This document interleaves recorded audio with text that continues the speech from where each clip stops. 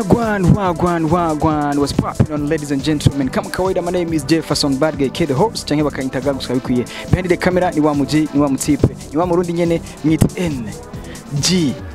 NGM dukore. Aho uri hose, aho herereye hose, nkundirinda guhikaze mu kiganiro Akiwacu Music cyo kuri uno munsi. Aho mumaze kwa mumenyera, tugenda tubabwira biriko biravugwa muri BMI, I mean Burundian Music Industry. Uno munsi biriko biravugwa ubaza kwa ibihe, uno munsi biriko biravugwa si byinshi, tugiye kubabwira neza na neza amamap ikaravugwa kuko ahakunya ikaravugwa. Amamap y'ibiteramo byaba ngaha mu Burundi canke hanze y'u Burundi, abaremvye abarundi bariko babikora neza cyane gose mu kuri presentinga ibendera ry'igihugu cyacu cy'u Burundi hanze mu makungu ndetse no ngaha mu gihugu. Nkundenda guhikaze, welcome.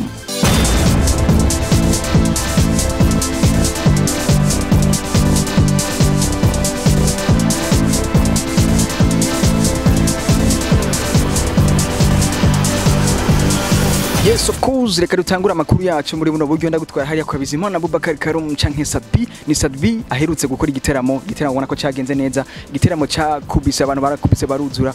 Hariya mu Bubiligi neza na neza i Buruseli. Ubona yuko yari ku rutambiro rumwe no muririmbyi azwi ku izina rya Kito ko bibagwa ndetse na KB Boy kuva ngaha mu Burundi ariko sinzo bibera hariya mu Bufaransa. Igiteramo cyaragenze neza, MC yari MC Ami Pro. Ubona yuko yari msinze abantu bari ngaho bararyohewe, abatashoboye kuhashika mwarabonye ku ma video Sadbi yagiye agira, aho ubona yuko yagiye ashobora kuja aja live yerekana ingene igiteramo kiko kiragenda. Ibintu rero byari fresh muri rusangi, mwarabibonye ku ma video atandukanye. Of course Sadbi akubwira ati vuba cyane ndagarutse mu Burundi, atagihindutse uno munsi nyene kuno munsi wa gatandatu agiye kubagaruka ngaha mu Burundi maze ahite akora ico yise tuwa y'indirimbo aherutse gukora y'indirimbo yise Fagio la Chuma. Ni Fagio la Chuma akubwira ati iyo ndirimbo sinzi ngene biko biragenda mu Burundi, sinzi ngene biko biragenda, sinzi imbere kiravutwa canke kiragenda imbere, ariko ndagarutse kuzindi mpamvu zidasanzwe kugira ngo shobore gukora tuwa iyo ndirimbo. Of course ni Sadbi rero yiteze kuri uno munsi wa gatandatu kugenekezo rya 12 kwezi kw'icumi mwaka 2024. Abatari bake bavuga bati turaza kumwakira umuririmbyi wacu avuye hanze kuri presentinga u Burundi. Ubona yuko ari ikintu ciza cyane gose. Of course nkiko ndakubwira ibiteramo byatunganijwe ni byinshi cyane gose. Ubona yuko ni ikintu ciza cyane cyo gushima ngaha mu Burundi. Ubona yuko abaririmbyi batari bake barambutse igihugu, batarambuka nabo bariko barambuka. Novuga muri kuno kwezi kw'icenda turangije n'ukwezi kw'icumi, abaririmbyi bariko babikora neza cyane gose ku biteramo ariko baronka hanze y'igihugu. Ubona yuko biriko birahesha isura nziza BMI, I mean Burundian Music Industry. Tukiriko turavuga ku baririmbyi bariko baraja hanze, Birman Boy ndavuga Double J Bad Boy Killer canke Mugisha Jean Junior ndetse na Kiriku Akile niyo nkuru Akbar Yusuf ku mazina yahawe n'abavyeyi. Aba basore baherutse kuja muri neza na neza mu gihugu cy'u Swiss. Ubona yuko hariya mu gisagara ca Geneve bagiye gukora igiteramo kuri uno munsi wa gatandatu nyene kwigenekezo rya 12 ukwezi kw'icumi umwaka turimo wa 2024.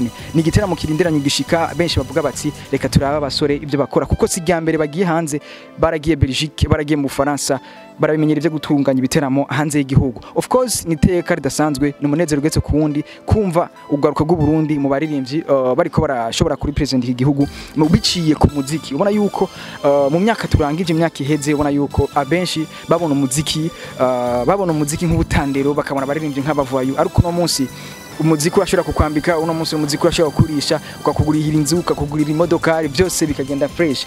Birman Boy, Double J Bad Boy Killer ndetse na Kiriku kuri uno munsi bagiye kuhadomeka mu Swiss. Mbega nindaze kuzimya, let's wait and see. Tuzobabwira ingene bizoba byagenze ku munsi wa gatandatu, tuzobabwira ingene igiteramo cyagenze. Stay tuned kuri Akiwacu magazine. Of course igiteramo kindi kigiye kuba ni igiteramo kidasanzwe, kigiye kubera neza na neza ngaha kuri Source de Nil.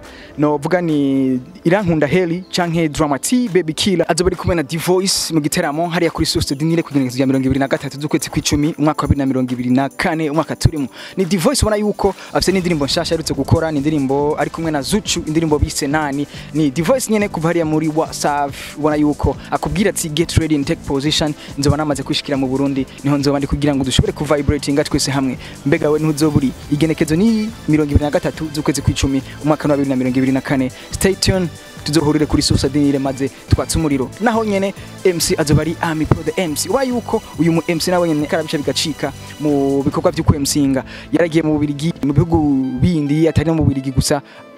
MC Ami Pro ubona yuko ariko arabikora neza cyane gose. Kuri ico giteramo niwe azoba ariko RMCinga. Rero murahawe ikaze kuri source dinire tuze vibrating twese hamwe. Of course ikindi giteramo ni giteramo cha Be Face on the Flow hamwe na Mona Walda canke Kaneza Mona Walda. Ubona yuko kugenda kuziga 19 umwaka turimo wa 2024 mbona yuko nabo nyene bafise igiteramo watumiye Sabi hariya mu Bubiligi ni wenyene azobatumiye aba aririmbye bacu ngaha mu Burundi ndavuga Be Face on the Flow ari kumwe na Mona Walda ariwe Jean-Claude canke GC Enterprise Event. Mbona yuko rero kugenda kuziga 19 bafise igiteramo mu Bubiligi neza na neza i Buruseli. Mbona yuko rero abatari bake nabo nyene bararindiriye kuzoraba performance da Be Face on the Flow aho ubona yuko benshi baranabizi yuko Be Face kuri performance usanga na cyane cyane ngaha mu Burundi hoho abatari bake baramuzi ku ma event menshi yagiye akora ubona yuko ari kuri stage ara vibrating isha abantu ibintu gasanga bimeze neza cyane gose. Of course Mona Walda nawe abatari bake barafise amakenga bakavuga bati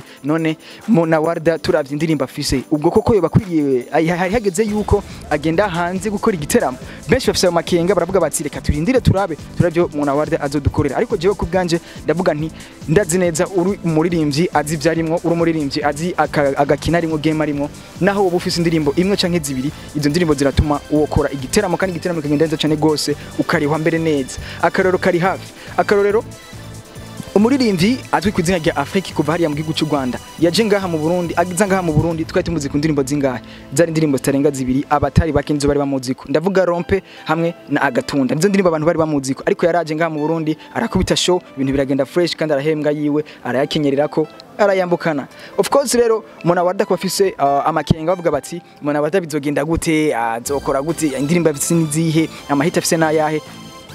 Get ready and take position murindire kwigenekezo 19 ukwezi turimo ukwezi kw'icumi mwaka wa 2024 azoba ari kumwe na Be Face on the Flow hariya muri Belgique i Bruxelles. Stay tuned muzoba mubiraba. Of course ntitwaguma tuvuga ibiteramo byo hanze gusa arabadashobora batadashobora kuronka ingene bashika hariya mu Bubiligi ingene bashika hariya anye muri Suisse, ariko bakavuga bati turafise ubushobozi bwo twoja mu bindi biteramo byo ngaha hagufi. Reka ndaguhe mape rero yo ku munsi wejo ku munsi w'Imana igenekezo 13 ukwezi kw'icumi mwaka turimo 2024 Estanish ubona yuko asanzwe nawe nyine abikora neza cyane gose yageze ku rutambiro ageze kuri stage azoba ari neza na neza mu Rubirizi ahitwa kuri Kidam Bar. Ubona yuko abatumira cyane gose kugira ngo muzeyoze mu vibrating nawe ku muziki w'ikibiriraho azoba ari kumwe na band bikora neza cyane gose sinovuga byinshi muze mugende maze mushobore kuvyirabira. Of course inyuma ya Estanish neza na neza harundi muririmbyi ariko arategura igitaramo kidasanzwe ni igitaramo kizobera ahazi nko kuri Mutwenzi Bar abenshi barahazi ngaha mu gisagara ca Bujumbura ni neza na neza mu Kamenge aho bita kuri Gare du Nord. Ubona yuko umuririmbyi azwi ku izina rya Vishu Love canke Vianney Nzigamasabo ubona yuko kuva hari asanzwe ari hariya muri The Fighter Production isanzwe irongowe imbere y'amategeko n'ubuzwi ku izina rya Famba ubona Happy Famba. Ubona yuko bateguye igiteramo cyo kulanchinga album yiswe Ikete kwigenekezo rya mbere ukwezi kw'icumi umwaka turimo 2024. Vishu Love akubwira ati get ready and take position tuzoba tuli live neza na neza ku muziki w'ikibiriraho. Ubona yuko abatari bake mu bakozi b'umuziki w'u Burundi ndetse n'umuziki wo hanze muri rusangi basanzwe bakunda live music. Nimbuzi kukunda live music kwigenekezo rya mbere ukwezi kw'icumi umwaka turimo 2024 tuzohorere ku Mutwenzi Bar. Ubona yuko Vishu Love ntazoba ari kumwe n'abarimvyi batandukanye abo bazoba bagiye bafashanya muri iyo album yise Ikete ndetse nabandi batari bake aho ndavuga nk'aba Emerson ndavuga ba Estanish ndavuga ba Linoji ndavuga ba Arafro ndetse nabandi benshi niho bazoba bibereye kugira ngo ibintu bize bigende neza cyane gose. Of course itariki ni itariki imwe y'ukwezi kw'icumi umwaka wa 2024 album izoba yitwa Ikete niho izoja neza na neza ku mugaragaro. Indirimbo zizoba zirimo zose muzoziraba muzozumviriza ikibiriraho. Of course sinogena hakubariye ku ndirimbo zigiye gusohoka muri no minsi. Indirimbo igiye gusohoka neza na neza irindiranye igishika ni indirimbo y'umuririmbyi azwi ku izina rya Best Rap. Ni indirimbo igiye gusohoka y'umuririmbyi azwi ku izina rya Business Best Rapper. Ni Business Best Rapper ubona yuko ari umurapera bikora neza cyane gose ngaha mu Burundi ariko arazamuka neza cyane gose mu gukora amavina.